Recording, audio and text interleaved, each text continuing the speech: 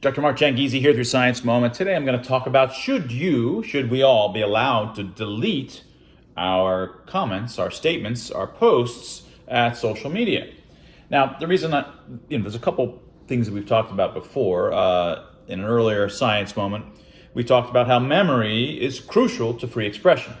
Free expression works only to help society move towards the truth when it's functioning, when it has its normal functioning mechanistic features in place. And one of those main mechanistic features is that over time, the people that say correct or true things they slowly rise in reputation. This is through many kinds of interactions where they're found to be right, and through those interactions, often cred or reputation is put on the line. I say, look, no, I really stake my career on such and such being the truth, and later you might find out that I was wrong. I was completely wrong. I lose lots of reputation.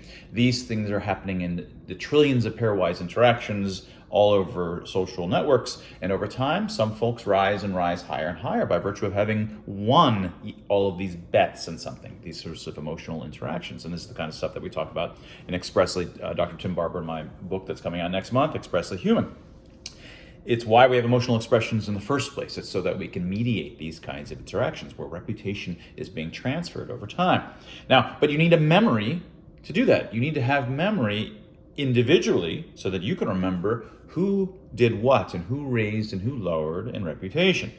And the entire community keeps that memory in a decentralized way. It's in all of our heads. That's where the reputations, in some sense, are. They're not in the bank. They're in our heads that keeps track of these sorts of things. So that's also part, and this was the difference between mere censorship, and it was also key to understand the difference between mere censorship and memory holding, as we talked about it in another recent Science Moment video. But here the issue is whether or not you should be allowed to delete your own posts. Now, the problem with deleting your own posts is that I can engage in an argument. I can say, look, I really think that such and such should be the case, and I make big arguments, I cause big waves, I cause maybe even policymakers do this, and then later it turns out that I'm wrong. And then when you go back and search, hey, Mark said all of these things, I want to hold him to account. You find out that Mark deleted all of his posts. And not only did he delete his posts, because and this is the key, not only did Mark delete all of his posts, but the way that it works is that when I delete a post, then if you had quote tweeted me or retweeted me, now you can always take screenshots, but and it would still be preserved. But all of the quote tweets of me, all of the mentions of all of the history of what I said and the interactions with others. We may have had all of these debates, and it turns out that Mark lost, but I just go in there and I hit delete, and not only then on my feed is my claim gone, but all of the mentions, all of its interactions with all of the other arguments that I in fact lost are all gone. This completely undermines the entire notion of a social network. Social networks work because of those interactions and the preservation of those interactions, so that people in the community can go look, they can hear about the gossip. They can say, Mark was saying this kind of bull, and it was found out to be bull, and here's the stuff that he said, and people, oh God, yeah, he really is low reputation, right? When you hit delete, maybe we could argue that, okay, maybe I want to delete this particular tweet, or maybe you could say, you could have, first rule would be, you've got like a minute or a day, some short period of time, a few hours before, and then you can delete it. Maybe you realize it was bad, or it was accidentally, ambiguously racist, just like, oh crap, if you interpret it this way, it's really bad. You don't want to delete it. Second step would be that you're always allowed to delete your own statements, but you don't thereby delete all of its mentions, all of the quote tweets or retweets about it, because those are the cases where they interacted with other people in a kind of discussion, an argument, which has, during that argument, stake was bet by each of the players, making particular claims at some particular confidence levels. Greater confidence levels thereby put more reputation at stake. And you don't want those things to disappear, because that undermines the ability for the network to function and for the whole network to help us move towards the truth. So I would suggest that not only we not only don't want folks like Twitter to be engaging in centralized censorship, we also definitely don't want them to be when they suspend someone, supposing that we ever thought suspension was okay, we don't want it to be the case that they thereby get rid of all mentions of them, because that just gets rid of literally, that's how you destroy history. That's history destruction. That's memory holding.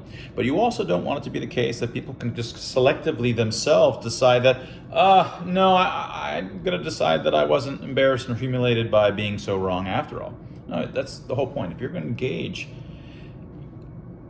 to engage in these kinds of debates, the only reason that we're willing to take you seriously when you show confidence is because we know, and we know, that you could thereby lose something.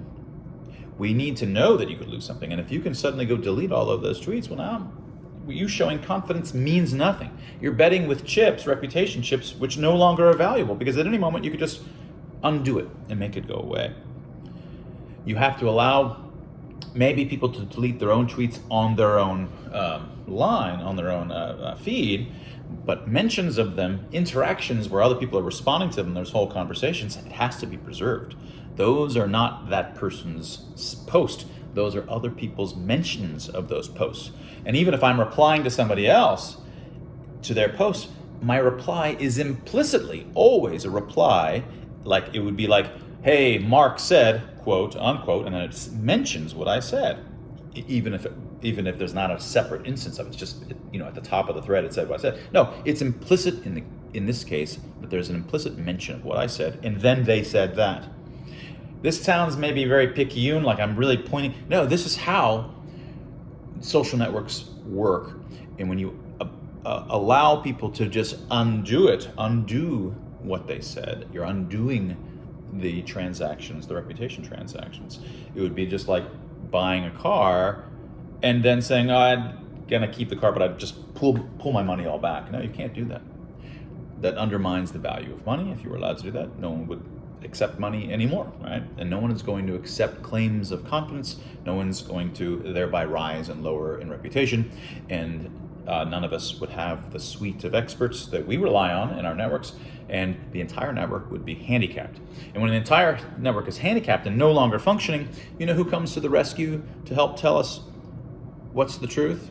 Centralized governments, which are 1,000 times worse than a misfunctioning social network. And that was your science moment.